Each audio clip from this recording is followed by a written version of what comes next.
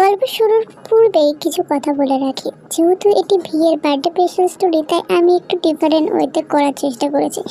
প্রত্যেকটা স্টোরিতেই প্রায়শই দেখে থাকি যে আমরা জাংকুককে টপ আর তেয়ংকে বটম ক্যারেক্টারে রাখি।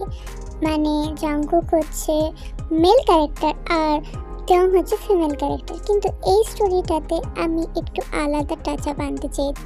তাই আমি অনেক ভেবে এই ডিসিশন নিয়েছি যে এই স্টোরিটার জন্য তেয়ংকে টপ মেল ক্যারেক্টার আর জাংকুককে বটম ফিমেল ক্যারেক্টারে রাখা হবে। আই হোপ আর স্টোরিটা বুঝতে কোনো অসুবিধা হবে না। আর এটা একটা কোলাবোরেশন স্টোরি। চলো আর বকবক না করে স্টোরি শুরু করা যাক। গল্পের শুরুতেই দেখা যায় একজন কেপপ আইডল তার ফ্যানদের সাথে তার 30তম বার্থডে সেলিব্রেট করছেন, যার নাম ভি। তখনই তার পাশে থাকা একজন ফিমেল হোস্ট বার্থডে বয় অর্থাৎ ভিকে উদ্দেশ্য করে বলে উঠলেন, আপনি কি আপনার ফ্যানদেরকে উদ্দেশ্য করে কিছু বলতে চান? আসলে আমার তেমন বার্থডে সেলিব্রেট করা পছন্দ নয়। এই কথাটা শুনে ওখানে থাকা সব ফ্যানরা কনফিউজ হয়ে যায়। আমাদের বিয়ের কথার অর্থ এটাই যে ওনার বার্থডে সেলিব্রেশন করাটা এতটাও পছন্দ না, কারণ এতে উনি ওনার ফ্যানদের সাথে অতটা দেখা করতে পারেন না। এই জন্যই এবার উনি ওনার ফ্যানদের সাথে স্পেশালি এই বার্থডেটা সেলিব্রেশন করছেন। এটা শুনে ওখানে থাকা সব ফ্যানেরা আরো বেশি খুশি হয়ে যায়। এরপর কিছু স্টাফ মেম্বারদের ডাকা হয় স্টেজে, তারপর বিয়ের বার্থডে সেলিব্রেট করা শুরু হয়।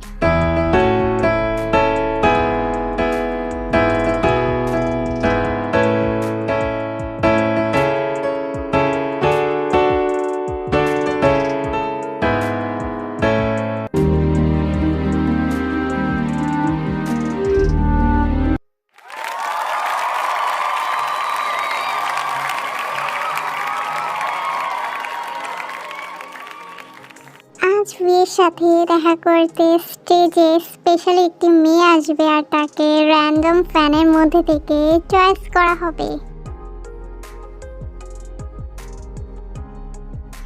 এরপর ওখানে থাকা সমস্ত ফিমেল ফ্যানরা স্টেজে আসার জন্য রিকোয়েস্ট করতে লাগে। তখনই লাইটিং শুরু হয়। তখনই লাইটটা গিয়ে ওই মেয়েটার কাছে গিয়ে দাঁড়ায়, যে তখন থেকেই অনেক ভালোবাসার চোখে তেয়ংয়ের দিকে চেয়েছিল। মিস, আপনি স্টেজে আসুন।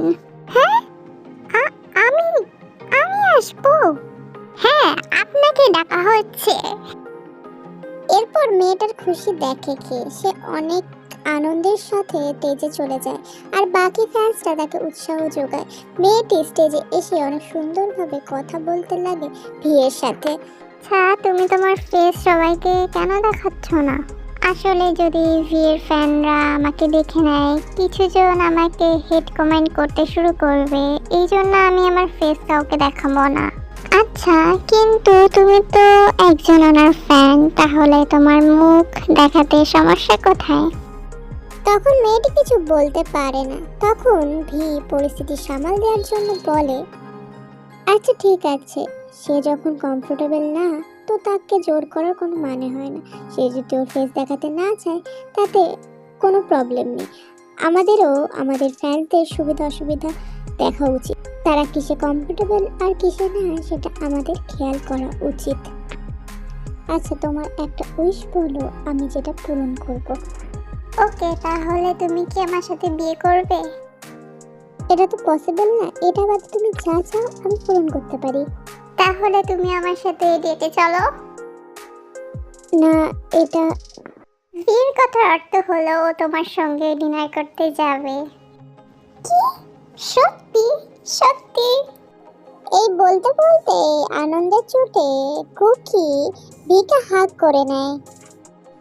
এরপর সিন পরিবর্তন হয়। এরপর দেখা যায় কুকি কাউকে ফোন করছে। হ্যালো জিমিন, হ্যাঁ বল। তুই জানিস আজকে আমি কার সাথে দেখা করেছি? কার সাথে? ভি এর সাথে। কোন ভি? আরে মাথা মোটা কে-পপ আইডল ভি এর সাথে। জানিস আর কি কি হয়েছে? উনি আমাকে একদিন ডিনারে নিয়ে যাবে বলেছেন। কি সত্যি? তোর তো কপাল খুলে গেল। যেই জন্য আমার এই প্রফেশনালে আসা সেটা এখন সফল হতে চলেছে জিমিনা। আচ্ছা, ক্রাশকে দেখে যেন আবার ইন্টারভিউ নিতে ভুলে যাস না যেন। আরে না না, এমন কিছু হবে না। আচ্ছা আমি তাহলে এখন রাখছি। এরপর দেখা যায় কুকি নিজের বাড়িতে পৌঁছে যায়। বাড়িতে গিয়ে দেখে জিমিন ওর জন্য অপেক্ষা করছে। আর কুকি যেহেতু আজ বড় সেলিব্রিটিদের সাথে দেখা করেছে, ওর নিউ গোল অ্যাচিভ করেছে, এর জন্য জিমিন কুকি আর ওর বাকি ফ্রেন্ডদের ডেকে রাতে ডিনার পার্টি সেলিব্রেট করে। এখান থেকে বোঝা যায় জিমিন আর কুকি একসাথেই থাকে। এরপর যখন ভি বাড়ি ফিরছিল তখন খুব ক্লান্ত হয়ে পড়ে। আর ভি এর ম্যানেজার আজ খুব খুশি, কারণ আজকে খুব সুন্দর ফ্যান মিট হয়েছে। আজকের ফ্যান মিটটা অনেক সুন্দর হয়েছে স্যার, একদম সোশ্যাল মিডিয়া জুড়ে প্রশংসা হচ্ছে। আমি আজকের জন্য খুব খুশি, কিন্তু আমি এখন ভীষণ ক্লান্ত।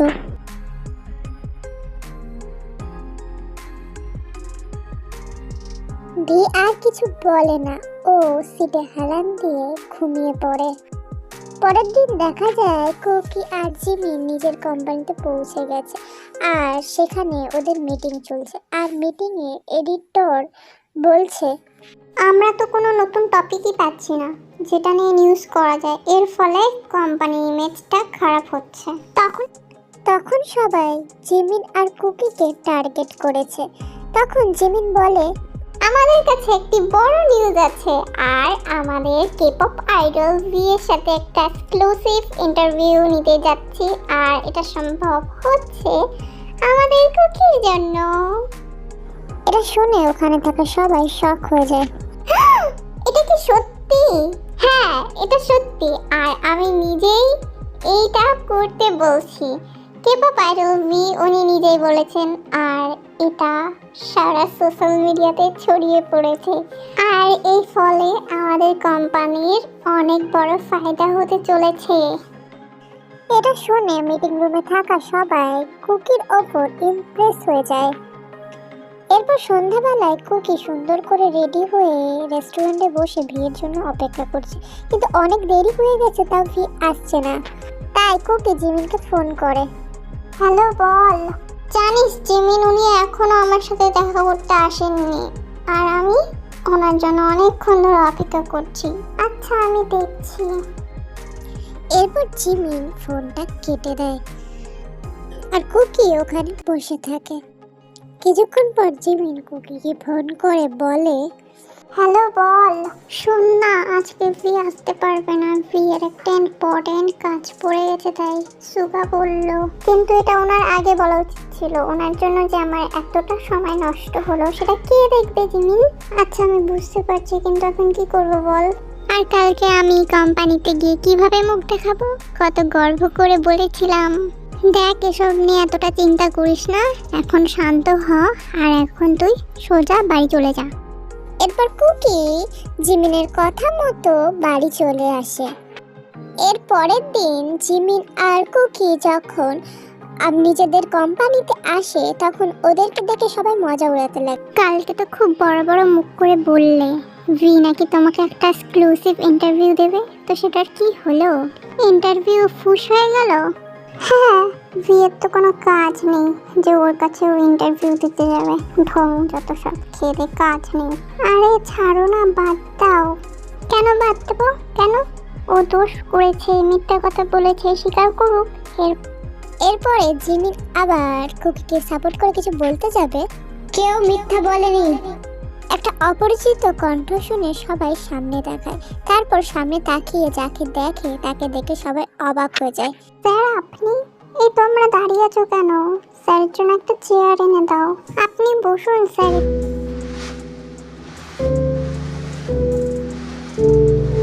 আমি এখানে আসার জন্য ক্ষমা প্রার্থী। আসলে আমার এখানে আসার পিছনে কিছু কারণ রয়েছে। আসলে কালকে আমি নিজস্ব কিছু কারণবশত কালকে রাতে এসে ইন্টারভিউটা আমি দিতে পারিনি, তাই আজ আমি ইন্টারভিউটা দিতে এলাম। আমার অ্যাসিস্ট্যান্ট আমাকে সবটা বলেছে।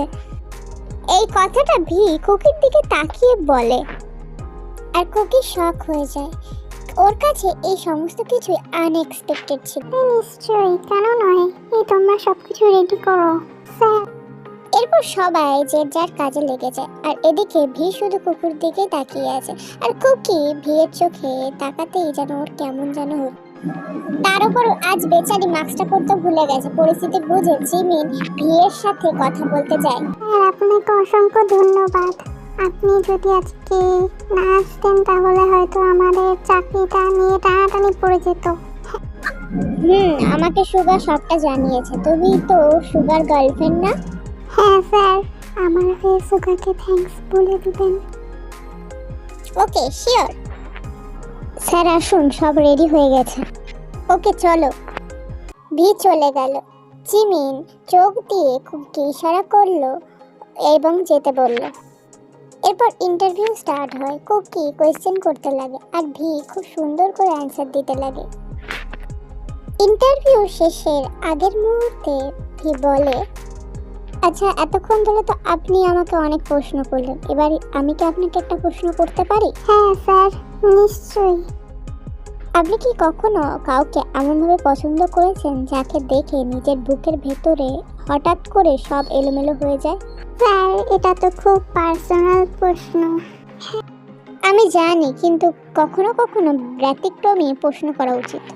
করেছি। আর সেই মানুষটা কি কখনো বুঝতে পেরেছে? না, সে বুঝতে পারেনি।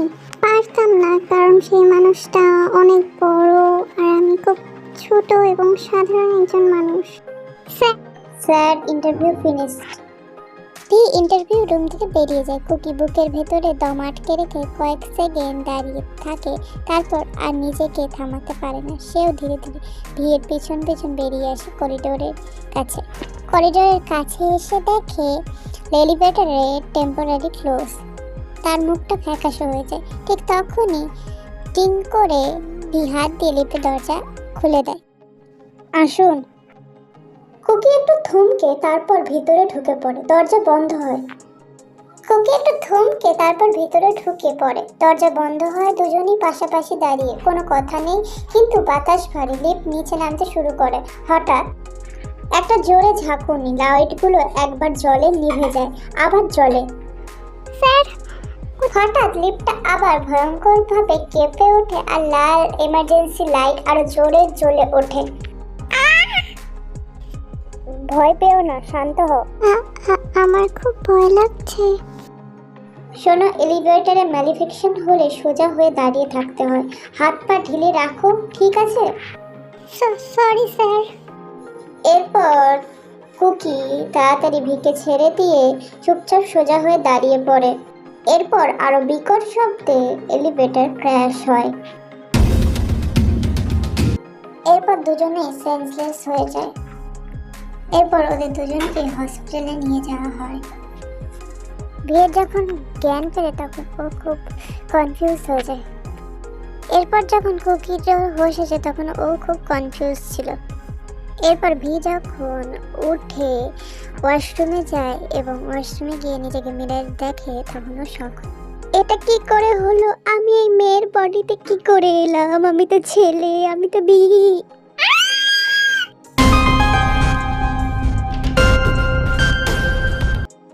এরপর যখন ভির বডিতে কুকি ছিল তখন ভিয়ের ম্যানেজার বলে, আপনি তাড়াতাড়ি তৈরি হয়ে নেন, আমাদের বাড়ি ফিরতে হবে। এরপরও খুব তাড়াতাড়ি রেডি হয়ে নিয়ে এখান থেকে যেতে লাগে। আর এদিকে কুকির বডিতে থাকা ভি নিজের বডির পিছনে পিছনে আসার চেষ্টা করছিল, কিন্তু ততক্ষণে ভিয়ের ম্যানেজার ভিয়ের বডিতে থাকা কুকিকে নিয়ে চলে যায়। এরপর কুকির বডিতে থাকা ভি টেনশনে পড়ে যায়। এরপর ভিয়ের ম্যানেজার ভিয়ের বডিতে থাকা কুকিকে নিয়ে বাড়ি চলে আসে। আর ভিয়ের শরীরে থাকা কুকি কিছুতেই ভিয়ের বাড়িতে যেতে চাইছিল না। আমি যাব না। করছেন কেন? এটা তো আপনার বাড়ি, ভিতরে চলুন।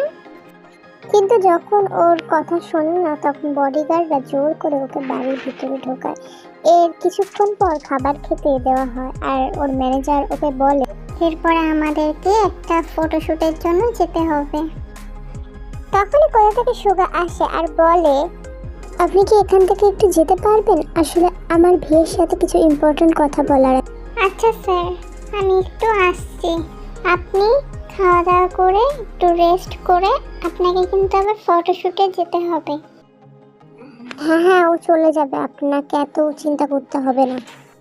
এরপর ওর ম্যানেজার চলে যায়। আচ্ছা, আমি এসব কি শুনছি? তোর সাথে আর নিউজ শুনছি তোর সাথে জিমিনের ফ্রেন্ড কুকিও ছিল। হ্যাঁ, আসলে এরপর ও পুরো ঘটনাটা সুগাকে খুলে বলে। ও তার মানে তুমি ভিয়ের শরীরে থাকা কুকি? বাট কিভাবে সম্ভব? তাহলে ভি এখন কোথায়? এর মানে ভি স্যার আপনি কুকির শরীরে, এর মানে আপনাদের বডি কি করে চেঞ্জ হলো? কিন্তু এটা কিভাবে সম্ভব? আমিও তো জানি না এটা কিভাবে সম্ভব হলো, তবে যেভাবেই হোক আমাকে আবার আগের অবস্থায় ফিরতে হবে, না হলে সব গন্ডগোল হয়ে যাবে। আমাকে সুগার সাথে এই বিষয় নিয়ে কথা বলতে হবে। এরপর জিমি সুগাকে কল করে। এরপর এই বিষয়টাকে নিয়ে ডিসকাস করতে থাকে। এরপর এইভাবে কিছুদিন কেটে যায়। একদিন সুগার জিমি কুকিকে ক্যাফেতে ডাকে। আমার কি মনে হয় এটা কোনো কাকতালীয় ইনসিডেন্স না, এটা গডের ইচ্ছায় হয়েছে। কি? আমি জিমিনের কথার সাথে এগ্রি, আমারও তাই মনে হচ্ছে, তবে এর পিছনে কিছু সায়েন্টিফিক কারণ আছে। আমি অনেক রিসার্চ করার পর একটা বইয়ের সন্ধান পেয়েছি আর আমি আমার রিসার্চার ফ্রেন্ডকেও দেখিয়েছিলাম। এরপর সব কিছু থেকে আমি একটাই সলিউশন পেলাম, সেটা হলো তোমাদের একে অপরকে ভালোবাসার সঙ্গে কিস করতে হবে। কিস করতে হবে? ছি, আমি এনাকে কিস করব? ইউ। দেখো, বেশি নাটক করো না। এমনিতে আমার মতন হ্যান্ডসাম ছেলেকে এক পলক দেখার জন্য তোমার মতন হাজার হাজার মেয়ে লাইনে দাঁড়িয়ে থাকে, আর তুমি এতই বোকা যে এত সুন্দর সুযোগ পেয়েও হাতছাড়া করছো। এই মিস্টার, এত ভাব দেখাতে হবে না। এই, আপনারা এইভাবে ঝগড়া করতে থাকবেন নাকি নিজেরা আবার আগের অবস্থায় আসবেন? দেখ, তোরা ঠান্ডা মাথায় ডিসিশন নে। এভাবে ফালতু ঝগড়া করে নিজেদের মধ্যে কোনো লাভ নেই। তোরা ঠান্ডা মাথায় ঠিক কর কি করবি। একটাই উপায় আছে, এই একটা মাত্রই উপায়। এই বলে জিমিনার সুগা ওদেরকে ওখানে রেখে চলে যায় আর ওরা দুজনে ভীষণ চিন্তায় পড়ে যায়। এইভাবে আরও কিছুদিন কেটে যায়। দিনের পর দিন ভুল শরীরে বেঁচে থাকতে থাকতে ভি কুকির শরীরে আর কুকি ভিয়ের শরীরে দুজনে ভিতর থেকে ভেঙে পড়ছিল। ভি প্রতিদিন আয়নার সামনে দাঁড়িয়ে নিজের আসল চেহারাকে মিস করতো। তার মা বাবার মুখ, নিজের নামের ডাক, নিজের পরিচয় সব কিছু যেন তার থেকে ধীরে ধীরে দূরে সরে যাচ্ছিল। আর কুকি একজন মেয়ে হয়ে হঠাৎ ছেলের শরীরে থাকায় মানসিকভাবে শারীরিকভাবে সব কিছুই ভীষণ কঠিন হয়ে যাচ্ছিল। সে যতই অভিনয় করুক তার আসল সত্তা বারবার বেরিয়ে পড়ছিল। এক সন্ধ্যায় জানলার পাশে দাঁড়িয়ে দুজন চুপচাপ শহরের আলো দেখছিল। আমি আর পারছি না। আমি আমার জীবনটাকে, আমার মা বাবাকে, নিজের অস্তিত্বটাকে খুব মিস করছি। আমরা যতই আলাদা হই না কেন, আমাদের নিজের শরীরটা আমাদের ঘর। এভাবে ধার করা শরীরে বেঁচে থাকা যায় না। তাই আমরা সিদ্ধান্ত নিয়েছি আমরা আগের মতন ফিরে যেতে চাই, যাই হোক না কেন। দুজনেই একে অপরের দিকে তাকায়। ভয় আছে, সন্দেহ আছে, কিন্তু তার থেকেও বড় একটা ইচ্ছে হচ্ছে নিজের জীবন ফিরে পাওয়ার। রাতটা ছিল অদ্ভুত নীরব। শহরের আলো জানলা দিয়ে ভেতরে পড়ছে। ঘরের মাঝখানে দুজন দাঁড়িয়ে আছে, ভি কুকির শরীরে আর কুকি ভিয়ের শরীরে। টেবিলের ওপর সুগার দেওয়া পুরনো বইটা খোলা। পাতার ওপর লেখা আছে, When two souls tapped in wrong vessel, accept their truth and choose each other, the world can be undone. মানে শুধু কিস করলেই হবে না, আমাদের সত্যিকারের অনুভূতিও থাকা দরকার। ওকে যতই বিরক্ত করি, এই কয়দিনে আমি তোমাকে অস্বীকার করতে পারছি না। তুমি কি বলতে চাও? আমি তোমাকে বুঝেছি। তোমার ভয়, তোমার কষ্ট সবকিছু নিজের মতন লেগেছে। যদি আমরা ফিরে যাই তুমি কি আমাকে ভুলে যাবে? যদি আমাদের আত্মা জড়িয়ে যায়, ভুলে যাওয়া কি সম্ভব? দুজনের চোখে জল চিকচিক করে, তারপর ধীরে ধীরে তারা কাছে আসে। মুহূর্তটা থেমে যায়, একটা নিঃশ্বাস, এরপর তাদের ঠোঁট জোড়া এক হয়ে যায়। চারপাশে আলো ধীরে ধীরে কমে আসে, উজ্জ্বল ঝলক মিলিয়ে গেলে দুজন আবার নিঃশ্বাস নিতে শুরু করে। ভি চোখ খুলে দেখে সে আবার নিজের শরীরে ফিরে এসেছে, আর সামনে দাঁড়িয়ে কুকি নিজের শরীরে। কিছু সেকেন্ড দুজনের দিকে তাকিয়ে থাকে, নিজেদের হাত, নিজের শরীর, নিজেদের ফিরে পাওয়ার অনুভূতি। চোখ ভিজে যায় কুকির। আমরা ফিরে এসেছি। হ্যাঁ, কিন্তু কিছু একটা বদলে গেছে। তারপর ভি এক ধাপ এগিয়ে আসে। কুকি, এই কয়েকদিন আমি তোমার শরীরে ছিলাম, তোমার চোখ দিয়ে পৃথিবী দেখেছি, তোমার ভয়, তোমার একাকিত্ব সবই নিজের মতো লেগেছে। কুকির চোখ বড় হয়ে যায়। আমি বুঝেছি, আমি তোমাকে ভালোবেসে ফেলেছি। যখন তুমি আমার শরীরে ছিলে, তুমি আমার জীবনটাকে বাঁচিয়ে রেখেছিলে। আমার নাম, আমার পরিবার, সব কিছুর যত্ন নিয়েছো। আমি জানি না এটা কিভাবে হলো, কিন্তু আমার আত্মা তোমার আত্মাকে চিনে ফেলেছে। কুকির চোখ দিয়ে দুপুরটা জল গড়িয়ে পড়ল। তুমি জানো, আমি শুরু থেকে তোমাকে আলাদা করে অনুভব করতাম, কিন্তু এই কয়দিনে আমি বুঝেছি তোমার ভিতরে থাকলে আমি নিজের মতন অনুভব করতাম। আমি তোমাকে ভালোবেসে শুধু একজন আইডল হিসাবে না, একজন মানুষ হিসাবে। আমরা কি তাহলে এবার আমাদের নিজের শরীরে একসাথে থাকতে পারি? সব সময়।